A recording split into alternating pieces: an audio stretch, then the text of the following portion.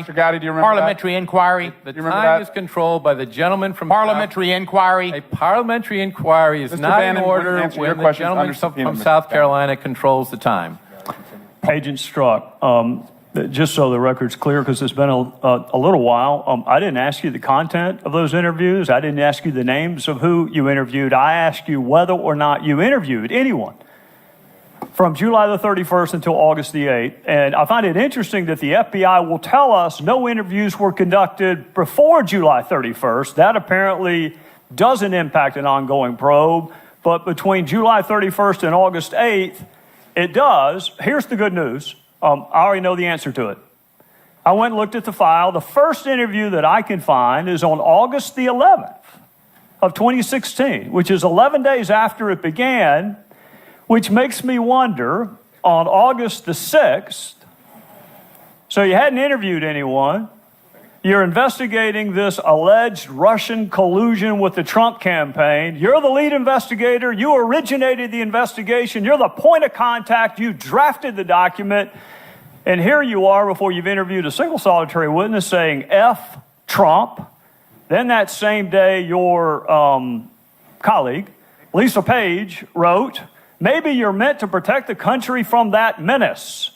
And you responded, "I can protect the country at many levels." We're not even a week into an investigation that you originated, approved, were the contact for. You hadn't interviewed a single solitary soul until August the 11th, and you're already promising to protect the country from that menace, Donald Trump. And then on August the 8th, you still hadn't interviewed anyone. You're 8 days into your Russian collusion with the Trump campaign investigation, and you got another text from your colleague, Lisa Page. "Trump's not ever going to become president, right? Right?" And you replied, "No, he's not. We'll stop it." By the time you promised to stop him from becoming president on August the 8th, how many interviews had you conducted? Mr. Gowdy, so two answers to that. One, with regard to how many interviews had or had not been conducted, I have been directed by counsel for the FBI not to answer that question. Second, sir, I think it's important to take those texts in the context of how they were written and what they meant. And someone may ask you that question, Agent Strzok, but I didn't. I asked you how many people you interviewed before you wrote it. If you want to get into context, let one of my other colleagues do that with you. Here's what I want to know. Who's the he and he's not? He is then candidate Trump. So when you said, no, Donald Trump's not, in connection with the question, going to become president, what's the it? Chairman We'll Gowdy. Stop it. Chairman Gowdy, that text needs to be taken in the context of I'm asking, look, if you want to have a debate over a two-letter word, we're going to have to do that some other time. What and who did you mean by it? Mr. Gowdy, as I've stated, that text was written late at night in shorthand. I don't care when it was written. I don't care whether it was longhand, cursive. I don't care about any of that. I want to know what it meant, Agent Strzok. It would be his candidacy for the presidency, wasn't that and tough? my sense that the American population would not vote him into office. Right. Well, we hadn't gotten to the will yet. Well, I'm trying to cut through the chase and explain the text. The will is the American people. Is that right? That's your testimony. The will stop it. You were speaking on behalf of the American people. Is that correct? Mr. Gowdy, what my testimony is and what I said during extensive asking of this question during my prior interview is I don't recall writing that text. Are you denying writing the text? What I can tell you is that text in no way suggested that I or the FBI would take any action to influence the candidacy of Agent Strzok, that is a fantastic answer to a question nobody asked. Yeah, Mr. Gowdy, you asked what I meant. My question to you is Chairman, the the will. witness going to be permitted to answer the question being posed? After the conclusion of Mr. Gowdy's questions, if there is a question that he has not had the opportunity to answer, he will be given additional time to do that. The witness will. We look forward to that. Mr. Gowdy's now, and he will not be interrupted by others. So your testimony. His time has expired, Mr. Chairman. Your testimony. By 2.5 minutes. It's going to be tough for me to get through it if I keep getting interrupted. Your testimony a couple of weeks ago was the "we" meant the American people, which I found confusing because on November the 7th, which is the day before the election, you said this. You were concerned that those same American people that you were speaking on behalf of might actually elect Donald Trump president. So you said, OMG, this is effing terrifying.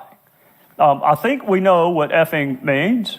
I'm pretty sure we have OMG down too. What was terrifying about those same American people you trusted to stop him in August, not stopping him in November? What was so terrifying about that, Agent Strzok? Mr. Gowdy, I do not have a copy of the transcript. We have not been provided that transcript. It's your text. It's not the transcript, it's your text. Mr. Gowdy, what I would say in that is, one, I was not referring to the American electorate at all. The American electorate, I respect in their decisions, and their right to vote is absolutely a cornerstone of our democracy. So at no time did I insult or call into question the judgment or the power of the American electorate.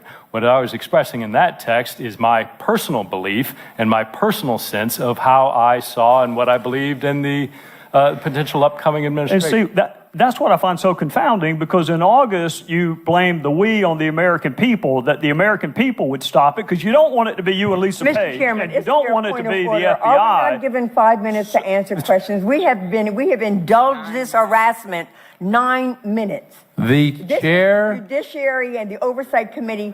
I thought the gentlewoman will suspend. The chair, in agreement with the ranking members of both committees, agreed that there would be liberality in the questioning by the chairman and the ranking members of each committee. The gentleman will continue. What I find confounding, Mr. Chairman, we Strzok, expect that liberality on every one of our questionings.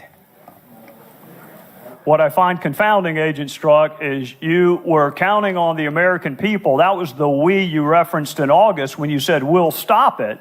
But the American people didn't stop it. He actually won. So then we go to March of 2017, and you're already talking longingly about him resigning. And then we go to the day that Special Counsel Mueller, well, before we go to that, that's March of 2017. March of 2016, you wrote, God, Hillary should win 100 million to 0. And I'm assuming Hillary would be former Secretary of State Hillary Clinton? That's correct. All right. In March of 2016, weren't you investigating her for potential mishandling of classified information? We were. Had you interviewed her yet? No. Had you interviewed more than 30 other witnesses that wound up being interviewed? I would have to check the case file, but I'll take your representation. Well, if she had said something incriminating in your interview that took place months later of her, would she have won 100 million to 0 then? Likely not, no. Well, then why wouldn't you wait until the investigation was over before you have her the nominee and winning a general election against an opponent that hadn't even been named yet? 100 million to 0, Agent Strzok? That's how bad she should win? Mr. Gowdy, those personal expressions of my observing the political process of the presidential primaries had no bearing on my actions of any investigation, to include the investigation of Secretary Clinton. You couldn't think of or anybody else. Sir, you couldn't think of a single person that would not vote for Hillary Clinton for president? 100 million to 0, Agent Strzok? Sir, that was clearly hyperbole, which I... Well, let's say it was hyperbole. Let's divide it by 10. How about we say it was hyperbolic and divide it by 10? 100 million divided by 10, I'm pretty sure is 10 million. 0 divided by 10 is still 0. You couldn't think of a single solitary person that was going to vote for her for president before you interviewed her and while you were supposed to be investigating her. Congressman, clearly that's not the truth. Clearly I could envision millions of Americans who are likely and did vote for then candidate. Well, you wrote it. My point, sir. Did you write it? Did you write that text? I did write that, sir. Okay. Were you under duress? Political expression engaging in hyperbole. Were you under duress? Asked and answered over and over again. The gentlewoman will suspend. The gentleman from South Carolina controls the time. All right, we're going to go into one other time period. May 17th, 2017, Bob Mueller is appointed. Your friend Jim Comey's been fired. He's already leaked the memos to his law professor friend, and Mueller is special counsel. Do you remember how long it took for you to start talking about impeachment after Bob Mueller was appointed? I don't, sir. 1 day. 1 day. And you were talking about impeachment. And for anyone who may have missed it the day after his appointment, Agent Strzok, you did it again 5 days later. Now, how many interviews had you done as part of the special counsel team within the first 5 days of his appointment? Sir, again, same answer as before. I can't get into details. Right, and the answer is also the same. It's 0. No interviews had been done. I don't know if that's true or not. No interviews had been done by August the 8th when you're talking about stopping him and how terrifying it would be for him to win and how you can protect the country. And no interviews have been done before you're talking about impeachment of the president. But no wonder Chairman. Bob Mueller kicked you off of the investigation, Agent Strzok. My question is, if you were kicked off when he read the text, shouldn't you have been kicked off when you wrote them? Not at all. Well, it wasn't the discovery of your text, Mr. Strzok. It was the existence of your bias that got you kicked off. No, Mr. Gowdy, it wasn't. I do not have bias. My personal opinions in no way. Well, then have why ever did you get impacted kicked off? permit. Why'd you get kicked off? Mr. Gowdy, my understanding of why I was kicked off was that based on understanding of those texts and the perception that they might create is Well, something that hang on a Special second, Counsel Agent Mueller Strzok. Hang was a on man a of second. extraordinary Perception. integrity. You're saying it was the perception. There are 13 Democrats on the special counsel probe, including one who went to what he hoped was a victory party. That's a perception problem, too. They weren't kicked off. You were. Why were you kicked off? Mr. Gowdy, I cannot speak to Special Counsel Mueller's How long did staffing you talk to decisions him? or Please the let him reasons why he did or did. How long did you talk to him when he let you go? Witness this answer the question. Witness will be afforded the opportunity. Answer the question if there's a question he wants to answer after Mr. Gowdy's time. My recollection, it was a short meeting, somewhere between 15 to 30 minutes, probably around 15 minutes. And your testimony is Bob Mueller did not kick you off because of the content of your text. He kicked you off because of some appearance that he was worried about. My testimony, what you asked and what I responded to, was that he kicked me off because of my bias. I'm stating to you, it is not my understanding that he kicked me off because of any bias, that it was done based on the appearance. If you want to represent what you said accurately, I'm happy to answer that question, but I don't appreciate what was originally said being changed. I don't give a damn what you appreciate, Agent Strzok. I don't appreciate having an FBI agent with an unprecedented level of animus working on 2 major investigations during 2016. The chair recognizes the gentleman from Maryland, Mr. Cummings. Oh, point of order, Mr. maybe the Chairman, witness can I be permitted respond to to some answer of the the questions that you promised him he would have an opportunity to answer? Does We the gen- endured does the 15 gentleman- minutes of badgering of the witness. Can he be allowed now to answer as you promised, Mr. The Chairman? gentleman will suspend. The witness at any time can ask for additional time to respond to any member's question if the time has been You ended. said you were going to give him that opportunity at the end. I am of- giving him that opportunity. Mr. Chairman, may I respond to? Yes, you may. Yes, Mr. Gowdy. Sir, I think it's important when you look at those texts that you understand the context in which they were made and the things that were going on across America.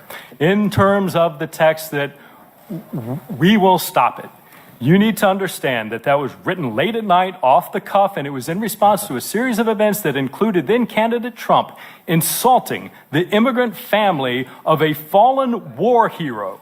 And my presumption, based on that horrible, disgusting behavior, that the American population would not elect somebody demonstrating that behavior to be president of the United States. It was in no way, unequivocally, any suggestion that me, the FBI, would take any action whatsoever to improperly impact the electoral process for any candidate. So I take great offense and I take great disagreement to your assertion of what that was or wasn't.